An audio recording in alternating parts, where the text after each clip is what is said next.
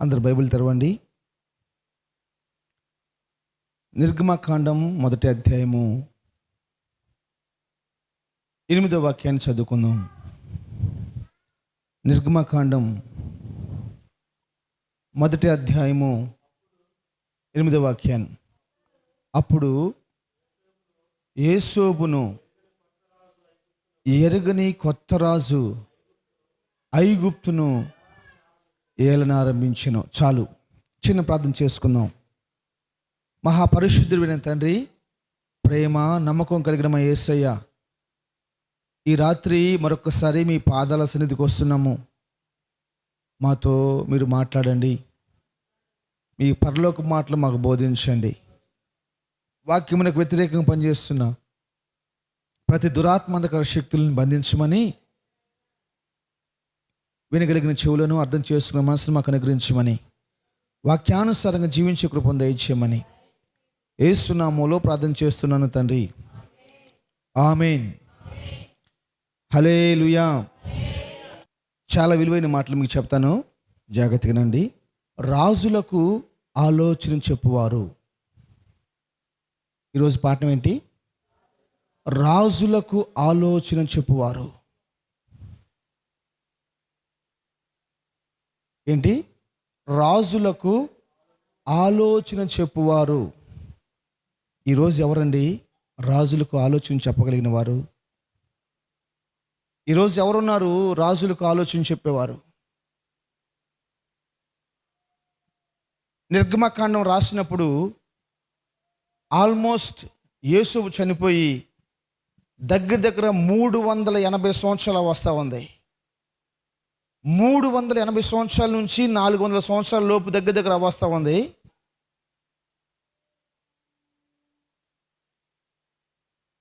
ఆ సందర్భం జరిగినప్పుడు దగ్గర 300 సంవత్సరాలు అయిపోయింది.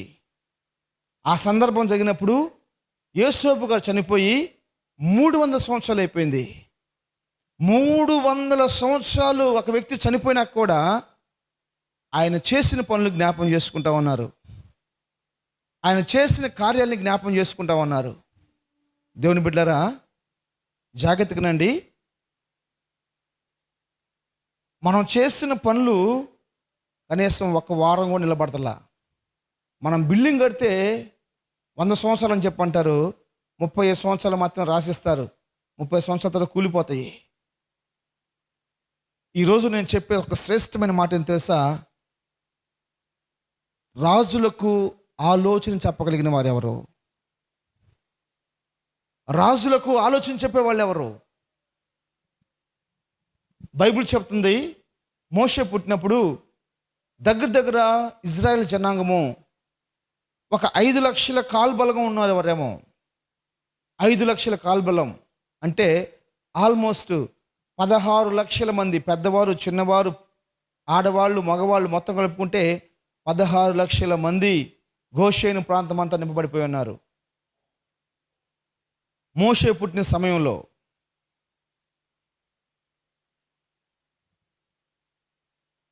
అంతమంది ఉంటే అంతకుముందు గతించిపోయిన వారు అనేక మంది ఉన్నారు, కానీ ఎవరి పేరు మెన్షన్ చేయలేదు. నిర్గమకాండం ప్రారంభంలో వాడబడుతున్న పేరు ఎవరిదైనా ఉందంటే అది యేసేపు పేరే. ఈ నిర్గమకాండం 1వ అధ్యాయం 2వ అధ్యాయం చాలా ప్రాముఖ్యమైనవి. మీరు ఏ గ్రంథము 66 గ్రంథాలు ఉన్నాయి, 66 గ్రంథాల్లో ఏ గ్రంథం చూసుకున్నా కానీ లేని కృప ఈ నిర్గమకాండంలో ఉంది. స్తోత్రం. ఇది దశ అధ్యాయం ప్రారంభంలో ఒక వ్యక్తి మరణం గురించి, అధ్యాయం ముగింపులో ఒక వ్యక్తి పుట్టుక గురించి రాయబడింది. అధ్యాయం ఎవరి మరణం గురించి రాయబడింది? యేసేపు మరణం గురించి రాయబడింది. ఎవరి జననం గురించి రాయబడింది? మోషే పుట్టుక గురించి రాయబడింది. మీరు ఏ గ్రంథంలో చూసుకున్నా కానీ కనపడదు, ఒక్క మత్తయి సువార్తలో తప్ప. అంటే యేసు ప్రభు వారి పుట్టుక గురించి ఎంతగా సంబోధించారో ఈ మోషే గారు నిర్గమకాండం 1వ అధ్యాయం గురించి అంత ప్రాముఖ్యతనిచ్చింది ఈ మాట. స్తోత్రం. సరే, నేను వాక్యంలోకి వెళ్ళాలనుకుంటున్నాను. జాగ్రత్తగా నండి. ఈరోజు పాఠం ఏంటి మరొకసారి చెప్పండి. రాజులకు ఆలోచన చెప్పేవాళ్ళు ఎవరో? రాజులకు ఆలోచన చెప్పేవాళ్ళు ఎవరండి? మన ఇంట్లో మన భార్య మన మాట ఏందో, మన ఇంట్లో మన భర్త మన మాట ఏందో, ఇంకా చెప్పాలంటే మన బిడ్డలు అసలే మన మాట వినరు. స్తోత్రం. వినరు. ఇక నువ్వు రాజులకు ఎప్పుడు ఆలోచన చెప్తావు? రాజులకు ఆలోచన చెప్పగలిగితే అసలు వాళ్ళు వినగలరా? రాజులకు ఆలోచన చెప్పే అంత ఆలోచన నీకుంటే మన బ్రతుకులు ఎంత ప్రకాశమానంగా మార్చబడతాయండి. మన కుటుంబాలు ఎంత ప్రకాశమానంగా మార్చబడతాయండి. ఈరోజు మధ్యాహ్నం ఒక కుటుంబంలో కూర్చొని నేను మాట్లాడుతూ చెప్పాను, అమ్మ మీకు తెలుసు, మసీదులు తెలుసా? తెలుసు. హిందూ దేవాలయాలు తెలుసా? తెలుసు. ప్రార్థన మందిరాలు తెలుసా? తెలుసు. ఏ మసీద్ అన్నా పూరి గుడిసెలో ఉంటాం మీరు చూసారా? ఏ గుడి అన్నా, హిందూ దేవాలయం అన్నా పూరి గుడిసెలో ఉంటాం చూసారా? నేను చూడలేదన్నా అని చెప్పి అన్నారు. మరి నీకు తెలిసి చాలా ప్రార్థనా మందిరాలు తెలుసు కదా. ఎక్కడైనా సరే ఎప్పుడైనా సరే నువ్వు పుట్టింది మొదలుకొని ఇప్పటివరకు పూరి గుడిసెలో దేవుని మందిరాన్ని ఆరాధించుకున్నది స్థలాన్ని నువ్వు చూసావా? నేను చూసానన్నా. పట్ల కట్టుకొని దేవుని మందిరాన్ని ఆరాధించుకున్న స్థలం నువ్వు చూసావా? నేను చూసానన్నా. అంటే ఎందుకని దేవుణ్ణి ఆరాధిస్తున్న నీ జీవితంలో, నా జీవితంలో మన ప్రార్థనా స్థలాలు, ప్రార్థనా మందిరాలు ఇంకా చెత్తేసుకుంటూనే ఉన్నాము, ఇంకా పట్ల కట్టుకుంటూనే ఉన్నాము. ఒక ఆయన చెప్తున్నాడు, యేసయ్యా ఎట్టి పరిస్థితుల్లో ఈ ఎండ్లకాలం ముగించేలోపు చర్చి పైన ఒక పట్ట కప్పుకోవాలయ్యా, పూరి గుడిసి పైన ఒక పట్ట కప్పుకోవాలయ్యా. ఆ మాట అన్నప్పుడు నా కళ్ళ నీళ్ళు గిరగిర తిరిగిపోయినాయి. ఆఫ్టర్ ఆల్ 600 రూపాయలు పెట్టుకుంటే, ఆఫ్టర్ ఆల్ 600 పెట్టుకుంటే ఒక పట్టు వచ్చిద్దండి. పట్టు కట్టుకొని పైన కప్పుకోవడానికి అవకాశం లేదు. దేవుని ఆలోచన ఏం తెలుసా? నీవు రాజులకు ఆలోచన చెప్పేవాడిగా మార్చబడిపోవాలి. బైబిల్లో ఒక మాట ఉంటుంది, ఆయనకి ఆలోచన చెప్పగలిగిన వాడెవడో? రోమాపత్రికలో రాస్తుంటుంది 7వ అధ్యాయంలో, ఆయనకి ఆలోచన చెప్పగలిగిన వాడెవడో? అవసరమైతే దేవునికి కూడా మనమే ఆలోచన చెప్పేవారిగా మార్చబడిపోవాలి. స్తోత్రం. యేసోబు గురించి బైబిల్లో చాలా విలువైన మాటలు, ఒక ఇద్దరు వ్యక్తులు నేను జ్ఞాపకం చేసి ముగిస్తాను. యేసోబు గురించి బైబిల్లో చాలా విలువైన మాటలు రాస్తుంటాయి. యేసోబుకు అన్నదమ్ములు ఏమని పేరు పెట్టారు? యేసోబుకు అన్నదమ్ములు ఏమని పేరు పెట్టారు? కళ్ళ కనువాడు. యేసోబుకు అన్నదమ్ములు ఏం పేరు పెట్టారు? కళ్ళ కన్నవాడు. ఆయన్ని, యేసోబు గారిని అన్నదమ్ములు అమ్మేసుకున్నారు, గోతులో పడేసారు. ఆ గోతులో పడేసి చంపుదాం అనుకున్న సమయంలో ఆ 11 మంది అన్నదమ్ముల్లో, లేకపోతే ఆ 10 మంది అన్నదమ్ముల్లో ఒక వ్యక్తి అన్నాడు, వాడిని చంపితే మనకేం వచ్చింది?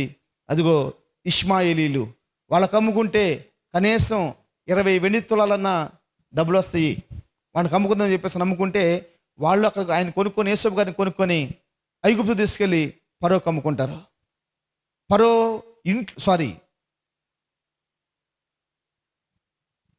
పోతీఫరుకు అమ్ముకుంటారు. ఎవరికి అమ్ముకుంటారు? పోతీఫరుకు అమ్ముకుంటారు. పోతీఫరుకు అమ్ముకుంటే ఆ పోతీఫరు ఇంట్లో బానిసలుగా పనిచేస్తూ ఉన్నాడు. స్తోత్రం. ఆ పోతీఫరు ఇంట్లో పనిచేస్తున్న ఆ యోసేపు గారికి ఆ ఓనర్ గారి భార్య ఏం పేరు పెట్టింది? వ్యభిచారి, హేళన చేయవాడు. ఈ యోసేపు గారు ఎక్కడికి పోతే అక్కడ ఏదో ఒక వంకర పేరే కానీ మంచి పేర్లు లేవు. కానీ ఆయన చెప్పేది చేసేది మొత్తం కరెక్టు. స్తోత్రం. ఆయన చెప్పేది చేసేది మొత్తం కరెక్ట్ అంతే యేసు నామములో. హల్లెలూయా, హల్లెలూయా. ఆయన చెప్పేది కరెక్టే, ఆయన చేసేది కరెక్టే. కానీ అనుకూలించకపోతే, నేను చెప్తున్నాను, మనకి ఎలా వస్తాయి అంటే మనకు అనుకూలంగా మార్చబడతాయి. మనకు అనుకూలంగా మార్చబడిన సందర్భాలు మనం అనుకూలించబడ్డాం అనుకోండి, ఆ సమయంలో కనీసం ఇంటి పక్కన వాళ్ళకు కూడా ఆలోచన చెప్పేవారుగా మనం ఉండం. ఇంటి పక్కన వాళ్ళకు కూడా ఆలోచన చెప్పేవారుగా ఉండం. మనకి కొన్ని సమయాలు ప్రతికూలంగా మార్చబడిపోతాయి. అనుకూలంగా ఉన్నవి కూడా ప్రతికూలం అయిపోతాయి, ఎడారులు అయిపోతాయి, కరువులు అయిపోతాయి, ఇబ్బందులు అయిపోతాయి. ఆ సమయంలో కూడా మనం శ్రేష్టకరంగా ఉంటే ఎంత బాగుంటుందండి. యోసేపు గారి జీవితంలో మనం చూసుకుంటే ప్రాంతాయకుల అధిపతి కలగన్నాడు, దానికి అర్థం చెప్పాడు. భక్ష్యదాయకుల అధిపతికి కలగన్నాడు, దానికి అర్థం చెప్పాడు. కానీ తను కలగన్నాడు, ఆ కళ ఇప్పుడు నెరవేర్చబడ్డ తనకు తెలియదు. స్తోత్రం. యోసేపు వాళ్ళ అన్నలు ఏం పేరు పెట్టారంటే కళ్ళ కంటున్నాడు, ఇది కళ్ళ కన్నవాడు అని చెప్పన్నాడు. కానీ వాళ్ళకి తెలియని విషయం ఏంటంటే యోసేపు కళలకి అర్థాలు చెప్పేవాడు. అది దానికంటే ఒక విలువైన మాట చెప్పండి, దానికైనా విలువైన మాట ఏంటంటే యోసేపు కళ్ళ కన్నవాడు మాత్రమే కాదు, రాజులకు ఆలోచన చెప్పువాడు. ఆమేన్, హల్లెలూయా. నీ ఆలోచనలు అతి గంభీరములు, అవి ఎన్నటికీ, స్తోత్రం, నీ ఆలోచనలు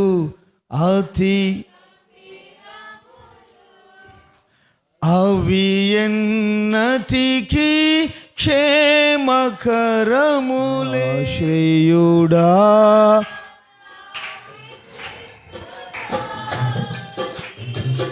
అభిష్టము చేత నన్ను నడుపుచుండిన అద్భుత నాయక నా యేసయ్యా, అద్భుత నాయక, ఆశ్రయుడా నా అభిషక్తుడా, నీ అభిష్టము చేత నన్ను నడుపుచుండిన అద్భుత నాయక నా యేసయ్యా.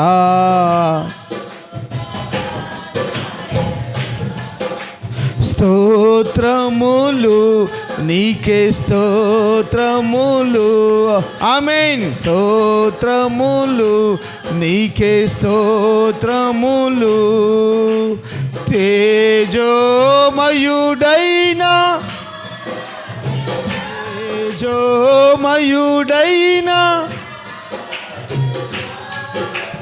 ఆశ్రయుడా నా అభిషక్తుడా, నీ అభిష్టము చేత నన్ను నడుపుచుండిన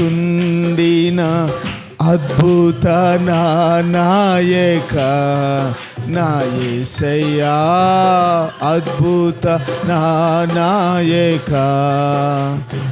దేవుని బిడ్డరా, దేవుడు కొన్ని అనుకూలమైన పరిస్థితులు మనకిస్తాడు, కొన్ని పరిస్థితులు అనుకూలం కాని పరిస్థితులు కూడా ఇస్తాడు. అనుకూలత కాని పరిస్థితులు కనుక ఒక వైరాగ్యం కలిగిన జీవితం మనం చేయగలిగినట్లయితే రాజులకు మనం ఆలోచన చెప్పేవారుగా మార్చబడతాం. మీరు చదవద్దు, 1 కొరింథీ పత్రిక 15వ అధ్యాయం, 1 కొరింథీ పత్రిక 2వ అధ్యాయం 15వ వచనంలో ఉంటుంది, ఆత్మ వివేకం కలిగిన వాడు ఎవరి చేత ఆలోచించబడడు. వాడి గురించి ఎవరు ఆలోచించరు. వాడే అనేక మంది కోసం ఆలోచిస్తాడు, కానీ వాడి గురించి ఎవరు ఆలోచించడు. కీర్తన గ్రంథం 32వ అధ్యాయం రాసి ఉంటుంది, నేను నీకు ఉపదేశం చేస్తాను, నేను నీకు ఆలోచన చెప్తాను.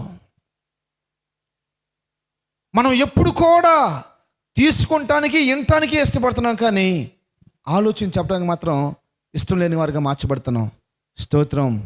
ఇది మొదలుకొని నీ జీవితంలో అనేక మందికి ఆలోచన చెప్పేదానిగా మార్చబడదుగాక, ఆలోచన చెప్పేవాడిగా మార్చబడదుగాక. మన వాక్యంలోకి వెళ్తే యోసేపుకి ఈరోజు నేను పెట్టిన పేరేంటి? రాజులకు ఆలోచన చెప్పేవాడు. రాజు మంచిగా తిన్నాడు, పడుకున్నాడు. పడుకోగానే ఒక కల వచ్చింది. ఆ కలలో ఏం జరిగిందంటే 14 ఆవులు కనపడ్డాయి అంట. ఎన్ని ఆవులు? 14 ఆవులు. 7 బలమైన ఆవులు, 7 బలహీనమైన ఆవులు. ఈ బలమైన ఆవుల్ని, ఈ బలహీనమైనవి, బక్క చిక్కిపోయినవి, డొక్కల్లో ఉన్న ఎముకలతో సహా కనబడుతున్న ఈ ఆవులు, ఈ బక్క చిక్కిపోయిన ఆవులు ఆ బలమైన ఆవుల్ని గటక్కలు మింగేస్తున్నాయి. నోటితో మింగేస్తున్నాయి. ఒక్కసారి ఆ కళ రాగానే లేచిపోయాడు. వెంటనే మంత్రగాళ్ళని పిలిపించాడు. కర్ణ పిశాచి తంత్రములు చెప్పగలిగిన వారిని పిలిపించేశాడు.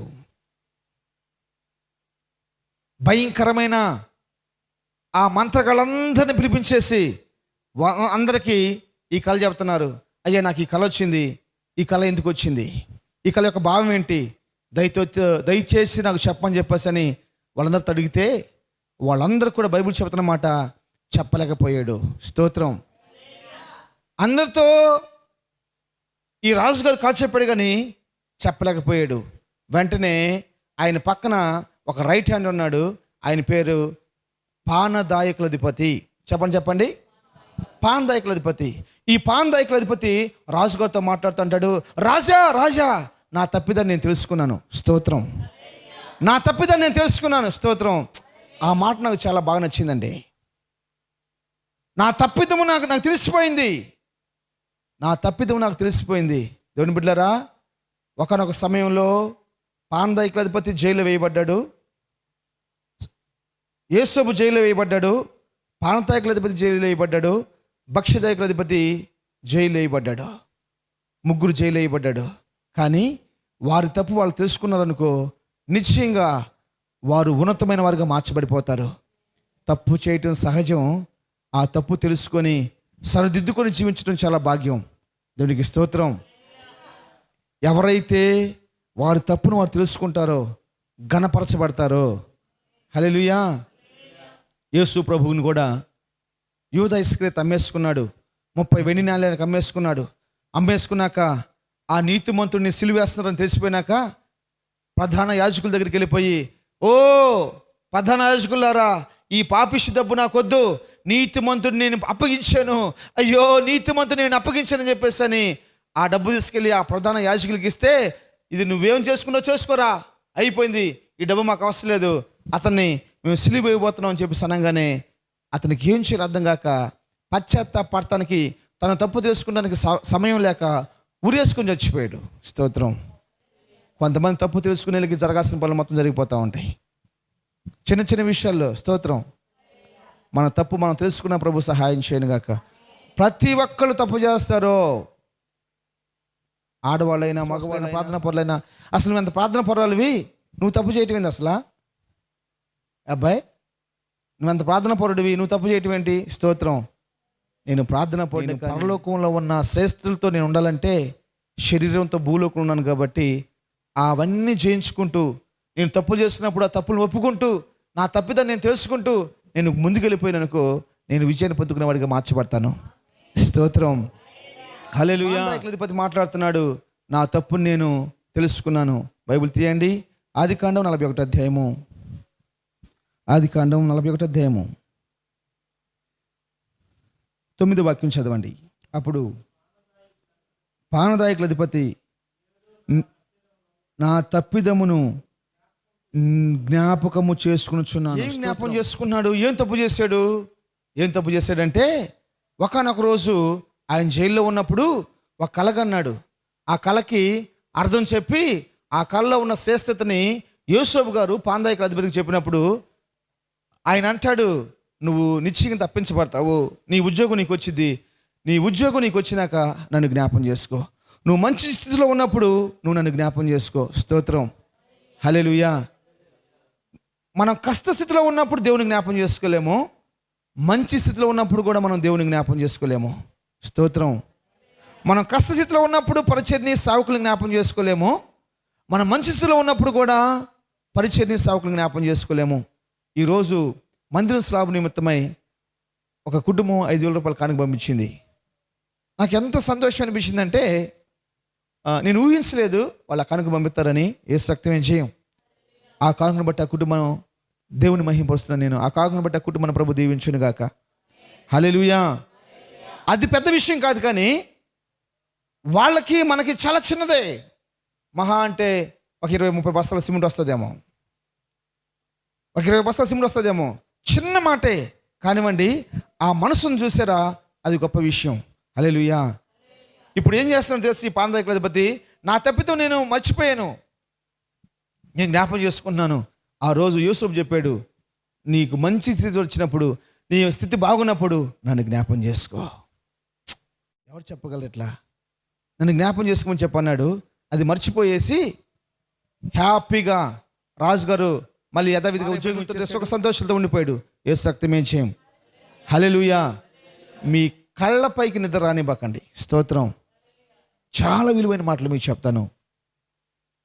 మీ కళ్ళపైకి నిద్ర రానివ్వకండి.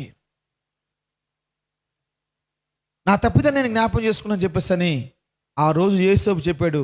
అవునండి, మనం అందరిని అడిగాము, మంత్రగాళ్ళని అడిగాము, టాలెంట్ పర్సన్స్ని అడిగాము, అందరిని అడిగాము, కానీ నాకు తెలిసి హెబ్రీ యవనుడు, హెబ్రీ పరుచువాడు మన శిరస్సాలో ఉన్నాడు. ఆ ఒక్క వ్యక్తిని కానీ అడిగితే మీకు సమాధానం దొరికిద్దని చెప్పగానే వెంటనే ఫరో ఏం చేస్తాడంటే యేసోబుని పిలిపిస్తాడు. స్తోత్రం. హల్లెలూయా. ఇప్పుడే సమయం ఆసన్నమైపోయింది. రాజులకి ఆలోచన చెప్పాలి అంటే అది సర్వసాధారణమైన విషయం కాదు. చాలా ఇబ్బందులు ఎదుర్కోవాలండి, చాలా ఇబ్బందులు ఎదుర్కోవాలి. స్తోత్రం. నేను అంటున్నాను, ఈ వాక్యం సత్యం. వాళ్ళ జీవితంలో ప్రభు నెరవేర్చాడు, మన జీవితంలో కూడా ప్రభు నెరవేరుస్తాడు. హల్లెలూయా. ఒక్క అవకాశాన్ని కూడా యేసోబు వదిలిపెట్టుకోలేదు. అది శ్రేష్టమైనదైనా శ్రేష్టం కాదైనా సరే. ఇప్పుడు యేసోబు గారిని ఆ జైలు నుంచి తీసుకొస్తున్నాడు. దగ్గర కొన్ని సంవత్సరాల పాటు జైల్లో ఉండిపోయాడు. చిరిగిపోయిన బట్టలు, గలీజ్ వాసన వస్తూ ఉంది, గడ్డం పెరిగిపోయింది, ఎంట్రుకలు పెరిగిపోయినాయి. ఇప్పుడు ఆ ఊరి యొక్క రాజు కాడికి పోయి నిలబడాలి, ఆ దేశం యొక్క రాజు కాడికి పోయి నిలబడాలి. కాబట్టి అదర బెదర అనేక మంది బట్టలు వచ్చేసారు. ఆయనకి మంచి షేవింగ్ చేసేసారు, కటింగ్ చేసేసారు, మంచి కాస్ట్లీ సబ్బు ఇచ్చాడు. ఆ సబ్బుతో స్నానం చేసేసాడు. ఫరో బొందుపై నిలబెట్టాడు. నిలబెట్టగానే ఫరో చెప్తున్నాడు, నేను ఒక కలగన్నాను, ఆ కళకు భావం చెప్పమని చెప్పినప్పుడు యేసోబు మాట్లాడుతున్నాడు, ఆ కళకు నేను భావం చెప్పుటకు నేను యోగ్యుడిని కాదు, నా దేవుడే నీ కళ భావం చెప్తాడు. ఒక్క మాట చెప్తాను, జాగ్రత్తగానండి. ఇప్పుడు యేసోబు ఎక్కడి నుంచి వచ్చాడు? యేసోబు ఎక్కడి నుంచి వచ్చాడు? అబ్బాయి చెరసాల నుంచి వచ్చాడు, జైలు నుంచి వచ్చాడు. జైలుకి న్యాయంగా వెళ్ళాడా, అన్యాయంగా వెళ్ళాడా? అన్యాయంగా వెళ్ళాడు. ఇప్పుడు యేసోబు రాగానే ఏం మాట్లాడు తెలుసా? రాజా ఆగు, ఫస్ట్ నువ్వు ఆగు ఫస్ట్. నీ కలభావాలు, నీ ఆలోచన చెప్పడం పక్కన, ముందు నాకు న్యాయం చేయి. ఇన్ని సంవత్సరాలు అన్యాయంగా నేను చెరసాల్లో ఉన్నాను, ఇన్ని సంవత్సరాలు నేను అన్యాయంగా చిప్పకూడు తిన్నాను, ఊసలు లెక్క పెట్టాను, దీనికి ప్రతికారంగా నువ్వు చెప్పాలి ఫస్ట్ ఇప్పుడే. స్తోత్రం అని మాట్లాడాలి. నేనైతే అదే చెప్పేవాడిని, నేనైతే అందుకనే నాకు రాజులు చెప్పే ఆలోచన నాకు ఇవ్వాల. రాజులకి ఆలోచన చెప్పే నాకు ఆ బైబిల్ మొత్తం మీరు దేవులాడుకోండి, యేసోబు లాంటి ఉన్నాడో. స్తోత్రం. యేసోబు లాంటి ఉన్నాడో. బైబిల్ మొత్తం మీరు దేవులాడుకోండి. అందుకనే యవనస్తులకి ఒక మాదిరి యేసోబు. స్తోత్రం. కొత్త నిబంధనలు యవనస్తులకు ఒక మాదిరి తిమోతి. స్తోత్రం. వాళ్ళిద్దరు జీవితాన్ని సాదృశ్యంగా తీసుకొని ముందుకు సాగిపోతా ఉన్నారు యవనస్తులు. నిశ్చయంగా రాజ్యాలు పరిపాలించేవారు గాను, లేకపోతే రాజులకి ఆలోచన చెప్పేవారు గాను మార్చబడిపోతారు. స్తోత్రం. హల్లెలూయా. అంతకుముందు రాజులకి ఆలోచన చెప్పేవారు లేరా అబ్బాయి? రాజులకి ఆలోచన చెప్పేవారు ఉంటారు. ఇప్పుడు మన చిన్న ఆఫీస్ ఉంటేనే ఆఫీసులో ఒకళ్ళు పీను ఉంటారు, బాస్ గడ ఒక పీను. వాళ్ళు ఆలోచన చెప్తారు, సార్ ఈరోజు మనది ఈ ప్రోగ్రామ్, ఈరోజు మీరు ఇక్కడ టిఫిన్ చేయాలి, ఈ టిఫిన్ చేయాలి, ఈరోజు వాళ్ళని మాట్లాడాలి, వీళ్ళతో మాట్లాడని చెప్పేసి అని చిన్న ఉద్యోగస్తులకే, చిన్న ఆఫీసులకే ఒక ప్యూన్ ఉంటాడు, ఒక పిఏ ఉంటాడు. స్తోత్రం. అలాంటిది ఆ దినాల్లో రాజులు లేరా? ఉన్నారు. చదవండి 41వ అధ్యాయము 37వ వాక్యం. ఆ మాట ఫరో దృష్టికిని అతని సమస్త సేవకుల దృష్టికిని యుక్తం. అంటే అనేక మంది అక్కడ ఉన్నారు సేవకులు. అంటే చెప్ప రాజుగారికి ఆలోచన చెప్పేవాళ్ళు, అనేక మంది ఉండొచ్చు, కానీ నీలాంటి కృప ఎవరికి ఉండదు. స్తోత్రం. అందరి ఆలోచనలు వేరే, అందరి తలంపులు వేరే, అందరి ఉద్దేశాలు వేరే, కానీ నీ యొక్క ఆలోచన వేరే. దేశనామంలో నిన్ను దేవుడు కనపరచాలనుకుంటున్నాడు, నిన్ను దేవుడు గొప్ప చేయాలనుకుంటున్నాడు. ఈ రాత్రి ప్రార్థనా కూడికలో ఒక విలువైన మాట చెబుతున్నాడు. రాజులకి ఆలోచన నేర్పించే ఒక శ్రేష్టమైన స్త్రీ గాను పురుషుని గాను ప్రభు మనం చేయబోతున్నాడు. స్తోత్రం. నీ ఆలోచన ప్రపంచాన్ని మార్చగలదు. స్తోత్రం. హల్లెలూయా. మీకు తెలుసా, క్రైస్తవుల ఆలోచన ప్రపంచాన్ని మార్చేసిద్దే. భూ ప్రపంచంలో 157 దేశాలు ఉన్నాయి. ప్రాముఖ్యమైనవి 127 దేశాలు ఉన్నాయి.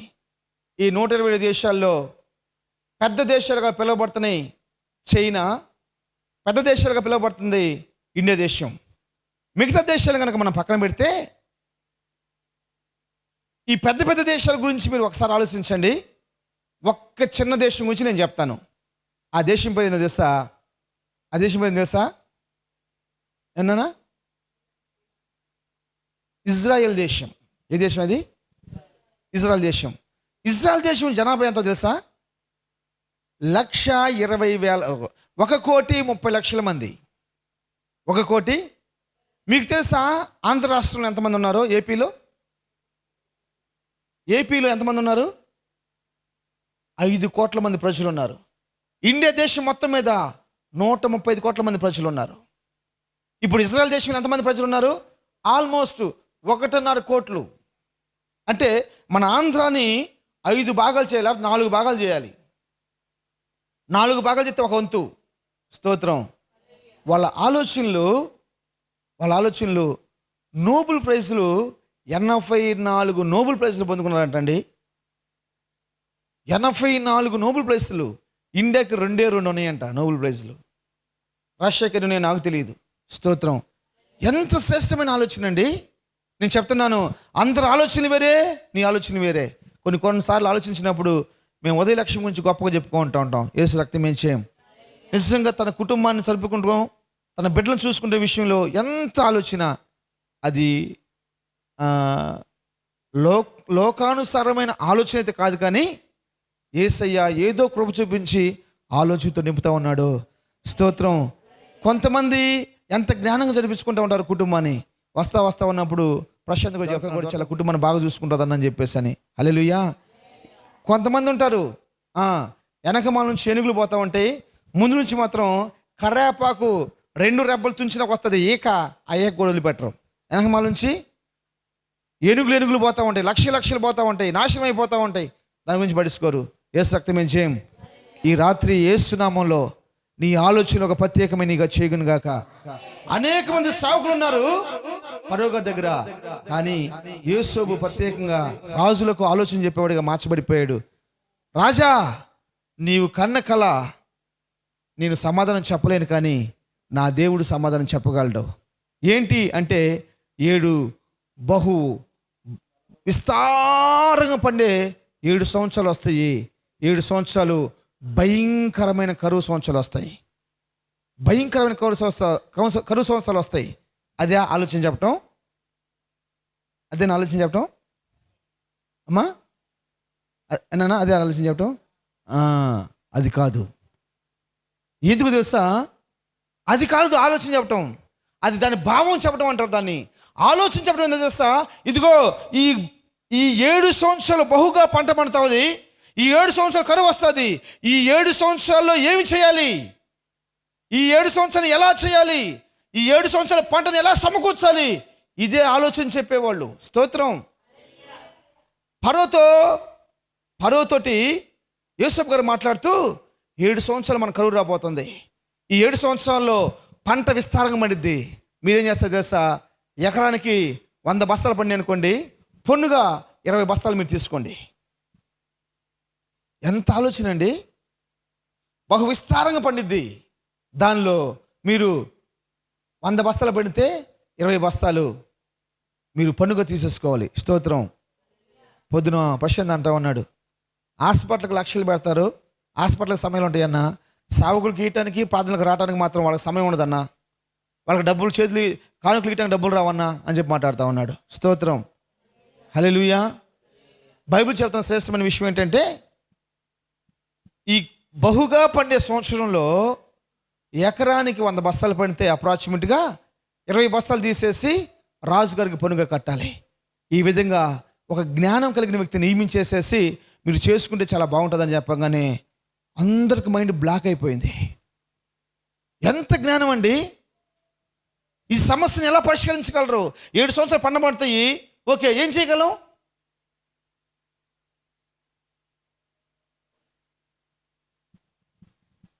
కొన్ని రోజులు ప్రార్థన చేశారంట, బాగా ప్రార్థన చేసి, యేసయ్య మేము అమ్మాయి పెళ్లి చేసుకోవాలనుకున్నాము, మాకా చేతిలో చిల్లు అవ్వలేవు, మీరే కృప చూపించండి, ఇదిగో కొంత పొలం వేసుకుంటున్నాము, ఈ పొలాన్ని బహుగా ఆశీర్వదించండి అని చెప్పేసి అని ప్రార్థన చేసుకుని గింజలు వేశారంట. స్తోత్రం.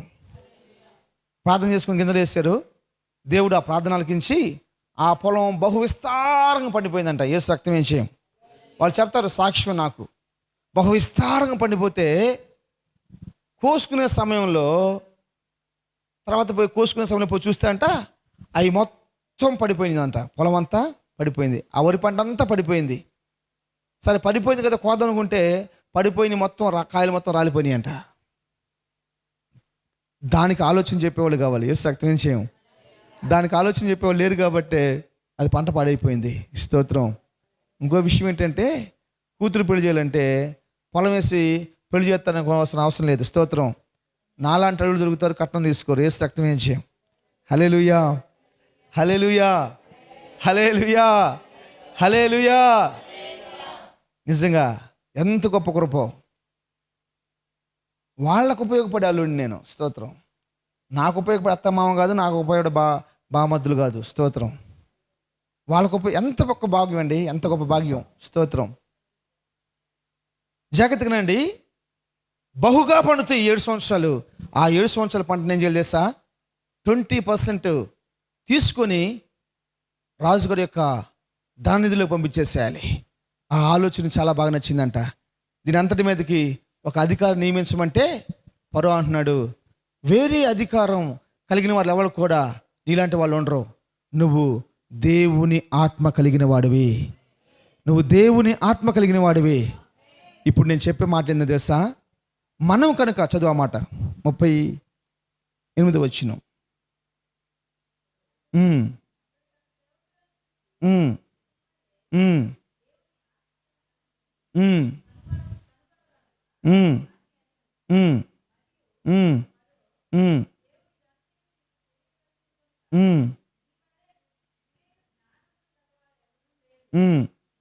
నీవు నా ఇంటికిని అధికారివై ఉండవలను, నా ప్రజలందరూ నీకు విధేయులై ఉందురు, సింహాసనం విషయంలో మాత్రమే నేను నీకంటే పైవాడినై ఉందునని యేసుతో చెప్పిన. ఎంత పెద్ద కృప అండి. స్తోత్రం. హల్లెలూయా. ఎంత పెద్ద కృప. ఈరోజు మన యవ్వన కాలంలో ప్రభు చెబుతున్న శ్రేష్టమైన మాట ఏం తెలుసా? రాజులకు ఆలోచన చెప్పేవారుగా మనం ఉండాలంటే బైబిల్ చెప్తుంది దేవుని ఆత్మ ఫస్ట్ మనలో ఉండాలి. రాజులకు ఆలోచన చెప్పేవారుగా మనం ఉండాలంటే మనలో ఏముండాలి? దేవుని ఆత్మ మనలో ఉండాలి. దేవుని ఆత్మ మనలో ఉండాలి. స్తోత్రం. ఇప్పుడు మనల్ని మనం పరిశీలన చేసుకోవాల్సిన సమయం ఇదే. దేవుని ఆత్మ ఉందా? అవును పాస్టర్ గారు, అవునన్నయ్య, అవునండి నాకు దేవుని ఆత్మ ఉందండి అని నువ్వు చేతి చెప్పవచ్చు. స్తోత్రం. నీకు దేవుని ఆత్మ ఉందో లేదో ఎవరు చెప్పాలి తెలుసా? నీ ఎదుటోళ్ళు చెప్పాలి. ఫరో యేసు గురించి సాక్ష్యం ఇస్తున్నాడు. ఫరో చేతిలో బైబుల్ లేదు,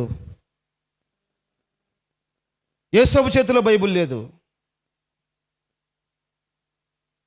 దేవుని గురించి చెప్పే సంఘాలు లేవండి. ఎంత గొప్ప కృప. దేవుని గురించి నేర్పించే సంఘాలు లేవు. అయినప్పటికీ దేవుని ఆత్మ కలిగిన వారికి ఎలా మార్చబడ్డారు వాళ్ళు. స్తోత్రం. మన ప్రయాస ప్రభునందు వ్యర్థం కాదు. ఆమేన్.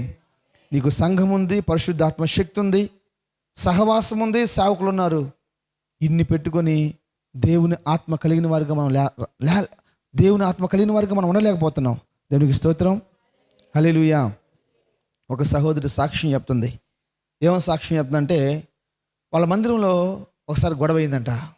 పాస్టర్ గారు ఆ సహోదరి మీద కోప్పడిపోయాడు. ఆ సహోదరి నెలకి 6,300 రూపాయలు దశంభాగం ఇచ్చేసి నెల నెల కొంత ధనాన్ని సేకరించి సేవకులకి పరిచయకి ఇచ్చిద్దంట. అయితే ఏదో ఒక మిస్టేక్లో ఆయన గద్దించినప్పుడు ఆ మంట మందిరం మానేసేసి ఇంటికి వెళ్ళిపోయిందంట. ఇంటికి వెళ్ళిపోయి 2 వారాలు ప్రార్థనకు రాలేదు. 3వ వారం పోదాం వద్దని ఆలోచించుకున్న సమయంలో శుక్రవారం రోజు సాయంత్రం పడుకొని నిద్రపోతుంది. నిద్రపోతుంటే దేవుడు ఆమెకు కళ చూపించాడంట. దేవుడు ఆమెకి ఒక కళ. ఏం కళ చూపించాడు తెలుసా? అంతకుముందు ప్రార్థనకు రాకముందు వాళ్ళది కొంచెం పెద్ద కుటుంబం. ఆ కుటుంబంలో ఆమెని వాళ్ళ భర్త మంచి డ్రింకరు. 12 గంటలకి నిద్ర లేపుతాడంట. ఎన్ని గంటలకి? మధ్యాహ్నం కాదు, రాత్రి 12 గంటలకు నిద్ర లేపి ఇంటికి మళ్ళీ తీసుకెళ్ళి ఆమె బట్టలు మొత్తం పేసేసి కర్ర తీసుకొని నోటికి ఒక గుడ్డ కట్టేసి కర్ర తీసుకొని బాధపడతాడంట. పగలు తను చేసిన మిస్టేక్ని బట్టి నోటికి గుడ్డ కడతాడంట. 2 చేతులు కట్టేస్తాడు. మాట్లాడటానికి లేదు, అర్థానికి లేదు, గుడ్డ తీసుకోవడానికి లేదు. బాధపడేస్తాడంట. బాధపడేసినాక మళ్ళీ యథావిధిగా నోటి గుడ్డలు తీసేసేసి చేతులు కట్లిప్పేసేసి మళ్ళీ బట్టలు కట్టుకొని పోయి పడుకోమంటాడంట. తన జీవితంలో 16 సంవత్సరాలు ఆ విధంగా జరిగిందంట. అది మొత్తం ఒక్కొక్క రోజు ఏ విధంగా కొట్టాడో, ఆ కొట్టినప్పుడు ఎంత బాధపడేదో అది మొత్తం జ్ఞాపం చేసుకుందంట. ఉలిక్కిపడి లేసిపోయి కూర్చుంది. వెంటనే కళ్ళు మూసుకొని ప్రార్థన చేస్తుంది. ఏంది ప్రభువా నా పాత జీవితాన్ని జ్ఞాపం చేస్తున్నావు? ఏంది ప్రభువా నా పాత జీవితాన్ని జ్ఞాపం చేస్తున్నావు? నా భర్త నేను నా బిడ్డ ఈరోజు మందిరానికి వెళ్తున్నాం కదా, ఈరోజు నమ్మకంగా ఉన్నాం కదా అని జ్ఞాపం చేస్తుంటే ఒక ఆత్మ ప్రేరేపణ ఆమెకి ఇచ్చాడంట. నీ భర్త నిన్ను ఆ రకం కొడితే ఒక్కరోజు నలిగి మీ ఇంటికి వెళ్ళిపోయావా? ఒక్కరోజు నలిగి సంఘాన్ని ఒక్కరోజు వెలిగి వంట వండకుండా ఉన్నావా? వంట వండపోతే మళ్ళీ వచ్చి వామెత్తాడో? ఎంత భయంతో చేసావు? భూలోకంలో భర్తకు నువ్వు భయపడ్డావు, అదే భూలోకంలో సేవకుడికి కానీ నాకు నువ్వు భయపడ్డావా? స్తోత్రం. దేవుని మందిరం సరిచేసేది. స్తోత్రం, హల్లెలూయా అని మాట్లాడగానే వెంటనే వచ్చేసేసి పొద్దున్నే, శనివారం పొద్దున్నే మందిరం కాడ కూర్చొని వేసేసి ఎవరు రాలేదు, కూర్చొని భయంకరంగా ప్రార్థన చేసుకుంటుందంట. పాస్టర్ గారు వచ్చాడు, ఏం చూడలేదు, అయిపోయింది. సాయంత్రం కనిపెట్టు గుడికిలో ఆమె లేచి, అయ్యా నాకు సాక్ష్యం చెప్పుకుంటాను, సమయం ఉన్నప్పుడు సాక్ష్యం చెప్పినప్పుడు ఆమె డైరెక్ట్గా సాక్ష్యం చెప్తే రికార్డ్ చేసి ఇంటర్నెట్లో పెట్టారు. అదని రికార్డ్ చేసి ఇంటర్నెట్లో పెట్టారండి. నా భర్త నన్ను ఇంటికి మళ్ళీ తీసుకెళ్ళి బట్టలిప్పి కొట్టేవాడు. 16 సంవత్సరాలు నేను నరక వ్యాధిని అనుభవించాను. నా భర్త నేను విడిచిపెట్టలేదు. చిన్న చిన్న విషయాలకి నేను దేవుడు చెప్పాలండి. దేవుని ఆత్మ నీలో ఉంటే దేవుడిని తెచ్చి నువ్వు చేసే తప్పుల గురించి మాట్లాడతాడు. స్తోత్రం. దేవుని ఆత్మ నీలో ఉంటే నువ్వు చేసే తప్పుల గురించి మాట్లాడతాడు. హల్లెలూయా. ఏ విధము చేతనైనా సరే మనము ఆలోచన చెప్పేవారుగా మార్చబడాలి.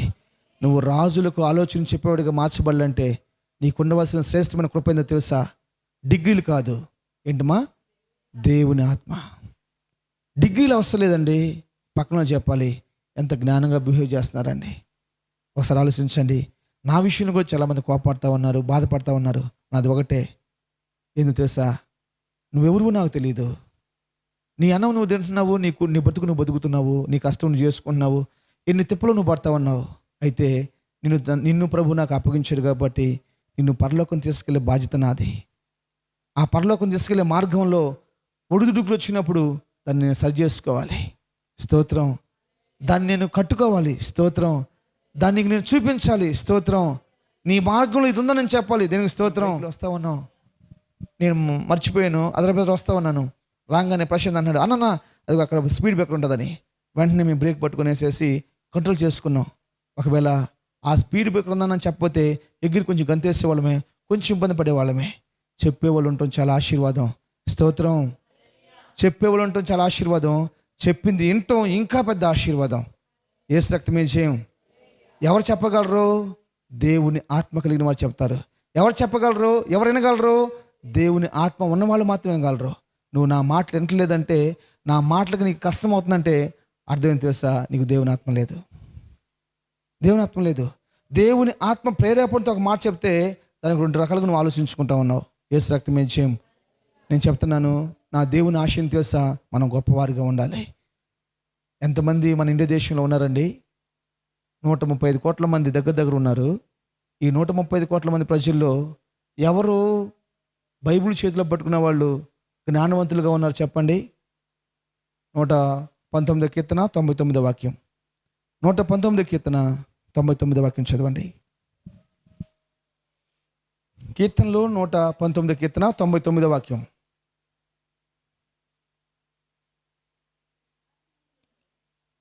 నీ శాసనములను నేను ధ్యానించుచున్నాను, కావున నా బోధకులందరికంటే నాకు విశేష జ్ఞానము. స్తోత్రం. ఏ జ్ఞానం అది? విశేషమైంది. శ్రేష్టమైంది వేరే, విశేషమైంది వేరే. శ్రేష్టమైందే మించలింది. శ్రేష్టమైంది చాలా గొప్పదండి. దానికంటే కూడా విశేషమైన జ్ఞానం ఇంకా చాలా గొప్పది. బైబిల్ చెప్తుంది, నీ ధర్మశాస్త్రాల్ని, నీ శాసనాల్ని నేను ధ్యానిస్తున్నప్పుడు నాలోకి వస్తుంది చూసావా, అది ఆ విశేషమైన జ్ఞానము మీరు నాకు ఇచ్చారు. ఆ జ్ఞానంతో నేనేం చేస్తాను తెలుసా? నా ఉపదేశకుల కంటే కూడా, నా గురువుల కంటే కూడా నేను తెలివి కలవాడిని. స్తోత్రం. బైబిల్లో చాలామంది ఆలోచనకర్తలు ఉన్నారు, ఆలోచన చేసిన వాళ్ళు ఉన్నారు. జ్ఞానవంతుడని పిలువబడిన వాడు సొలొమోను గారే. సొలొమోను గారు అంత జ్ఞానవంతులు ఎవరు లేరు. సొలొమోను గారు అంత తెలివి కలిగిన వాళ్ళు ఎవరు లేరు. సొలొమోను గారు అంత ధనవంతులు ఎవరు లేరు. సొలొమోను గారు అంత బుద్ధిమంతులు ఎవరు లేరు. స్తోత్రం. అయితే చెప్పండి, అయితే సొలొమోను గారికి చెప్పండి అందుకే వ్యర్థుడైపోయాడండి. అందుకే వ్యర్థుడైపోయాడు. 1100 సార్లు దావీదు పేరు బైబిల్లో లిఖించబడింది. 1100 సార్లు బైబిల్లో దావీదు పేరు లిఖించబడిందండి. ఎంత గొప్ప కృప. సొలొమోనుకి ఏమైంది? అంత జ్ఞానవంతుడు, అంత బుద్ధిమంతుడు, అంత ధనవంతుడు, మంచి ఆలోచనకర్త. ఏమైపోయింది? కారణం ఒకటే, దేవుని ఆత్మలో అతనిలో లేదు. స్తోత్రం. దేవుని ఆత్మ అతను లేదు కాబట్టి అతను చెబుతున్నాడు కానీ స్తోత్రం తీసుకునేవాడు ఎవరు లేరు. హల్లెలూయా. నా కుమారుడా, నా కుమార్తె, దేవుని బిడ్డలారా, నేను చెప్పే మాట ఏం తెలుసా? నీకు దేవుని ఆత్మ కలిగిన స్త్రీగా, పురుషుడిగా నువ్వు మార్చబడితే నీ ఆలోచనలు చాలా విలువైనగా మార్చబడతాయి. స్తోత్రం. హల్లెలూయా. ఈ ఎలక్షన్ విషయమై దావీదుకి నేను కొన్ని సలహాలు ఇచ్చాను, ఇలా చేయండి అని చెప్పేసి. ఒకవేళ నా ఆలోచనలు ఏంటో నేను ఇప్పుడు చెప్పను. 15వ తారీఖు తర్వాత చదువుతాను. యేసు రక్తమై చేయం. ఆ ఆలోచనలు ఆయన తీసుకుంటే నిశ్చయంగా బాగుపడతాడు. ఆలోచన తీసుకునేదనుకో చెప్పలేము. యేసు రక్తమై చేయం. ఇంకొక మాట జ్ఞాపం చేస్తాను. బైబిల్ తెరిచి ఎస్తేరు గ్రంథం 8వ అధ్యాయము 4-5 వాక్యాలు చదవండి. ఎస్తేరు గ్రంథం, నేను ముగించబోతున్నాను. 8వ అధ్యాయము 4-5 వచనాలు చదవండి. ఎస్తేరు గ్రంథం. రాజు బంగారు దండమును ఎస్తేరు తట్టు చాపెను. ఎస్తేరు లేచి రాజు ఎదుట నిలిచి, రాజు అయిన తమకు సమ్మతి అయిన ఎడలను, తమ దృష్టికి నేను దయ పొందిన దాన్ని అయిన ఎడల,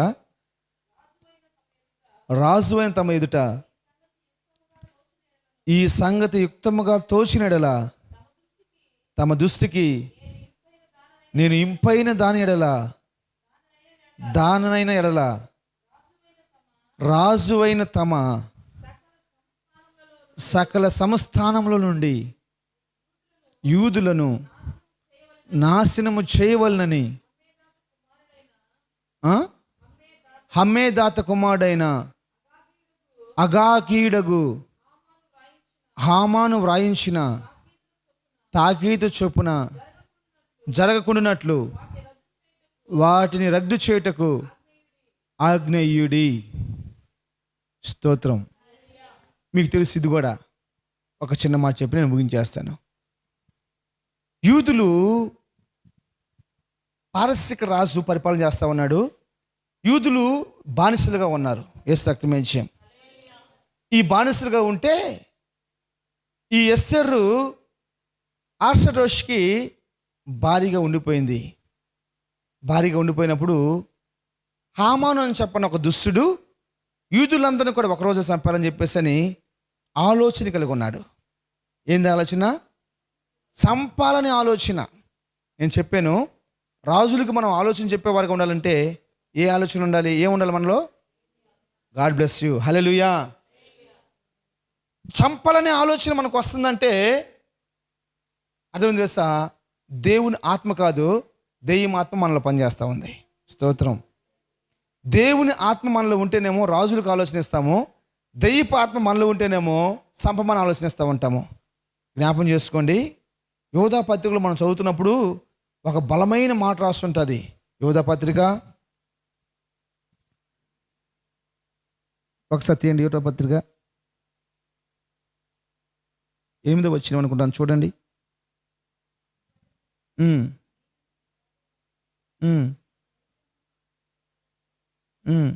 ఒక్క నిమిషం, అది కాదు, 19వ వచనం.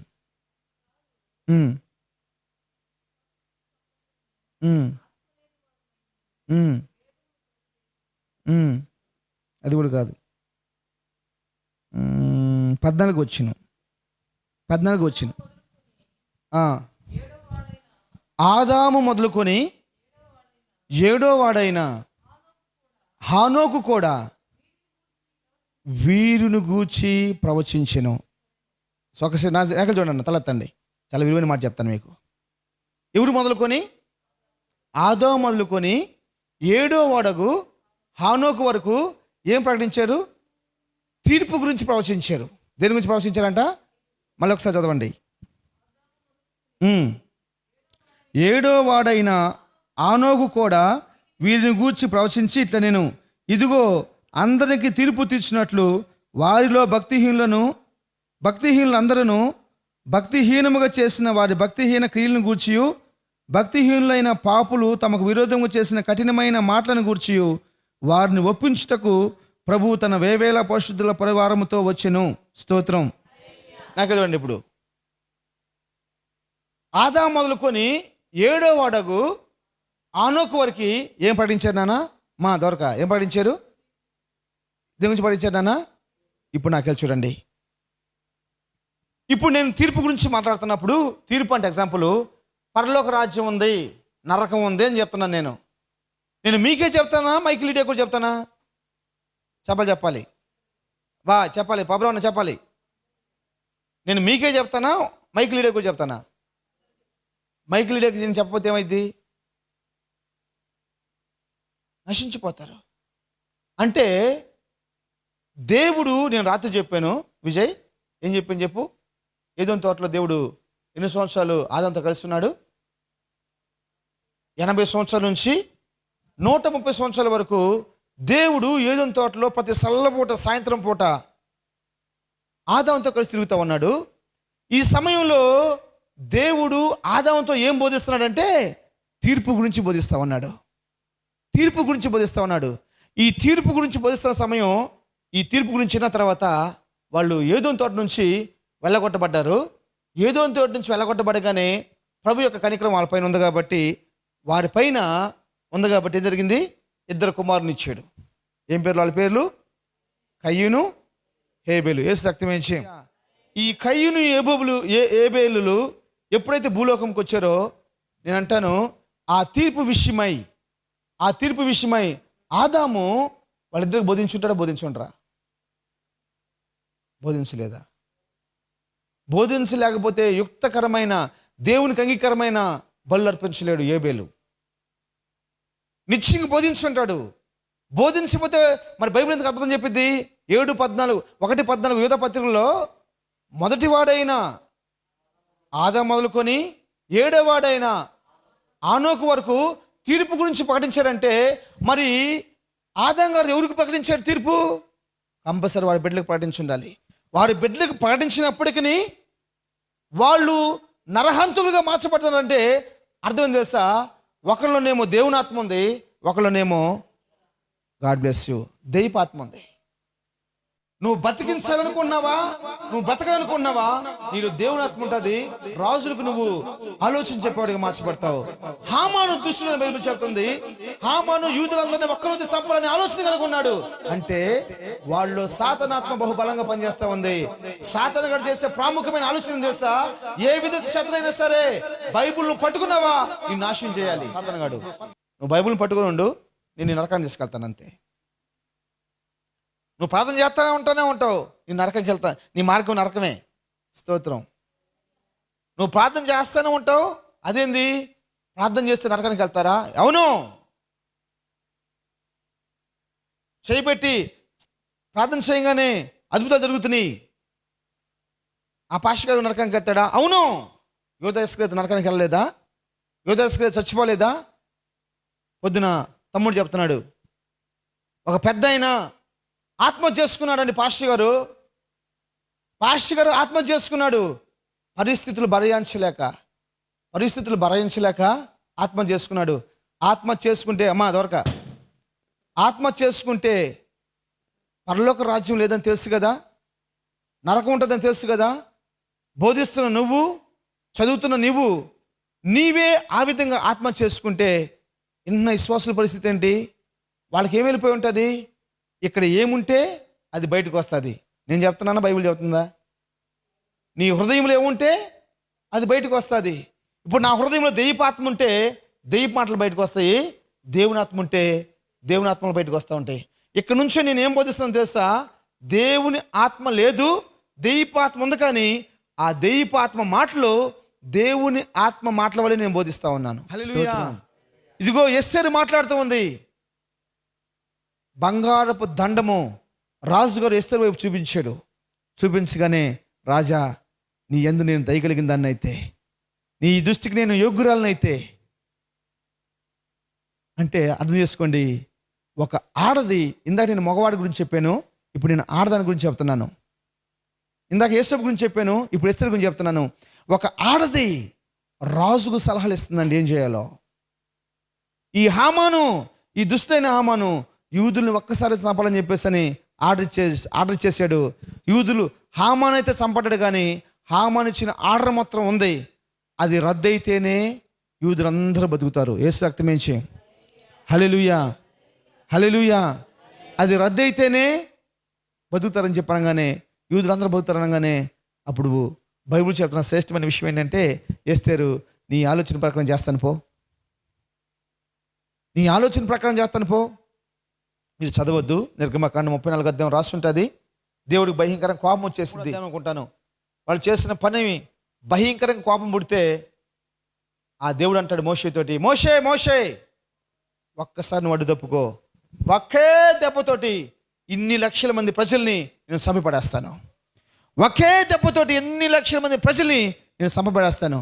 తర్వాత ఏం చేస్తావు ప్రభా? నీ గర్భాన్ని నుంచి అనేక మందిని పుట్టిస్తాను అనగానే ఏమన్నాడు తెలుసా? వద్దు ప్రభు. ఎందుకంటే నీకు పాటలు పడే తలంత ఉంది, నువ్వు పాటలు పడాలి.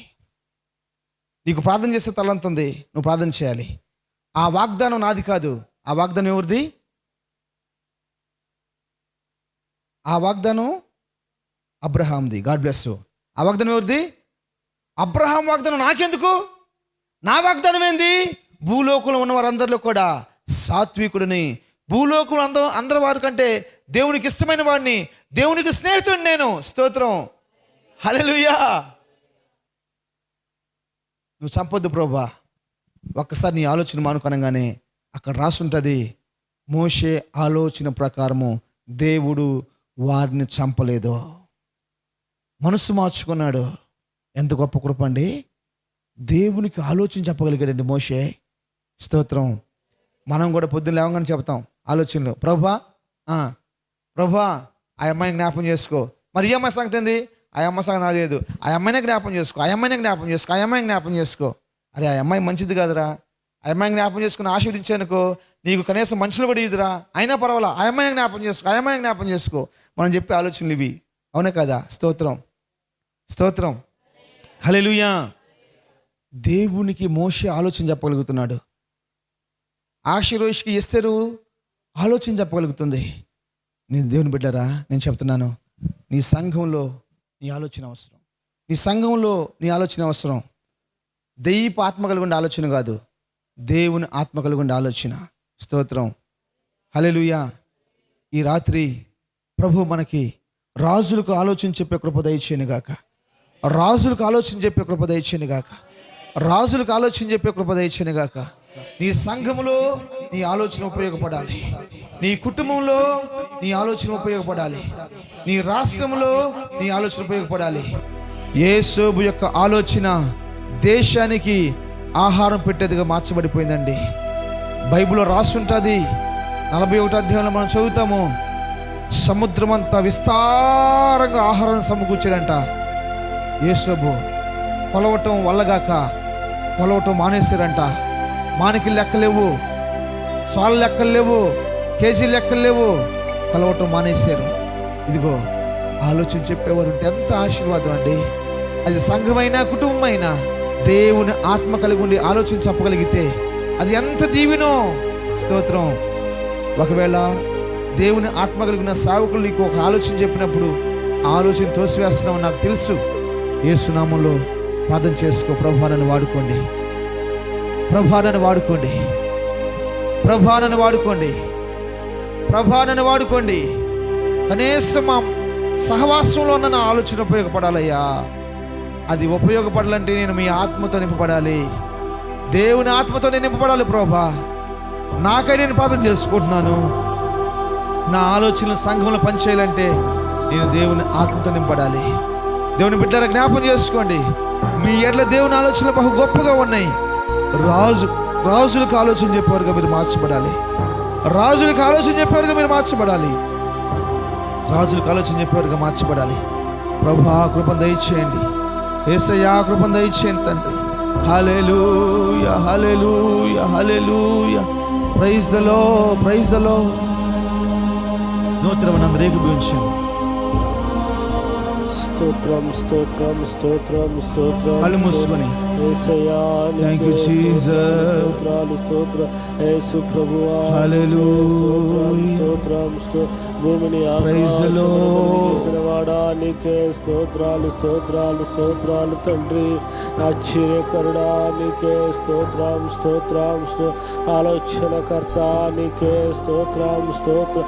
నిత్యుడకు తండ్రి నీకే స్తోత్రం, స్తోత్రం, స్తోత్రం ప్రభువా. నైనా ఈ ఆన్లైన్ ప్రేయర్ని జ్ఞాపకం చేసుకున్నందుకు మీకే స్తోత్రాలు ప్రభువా.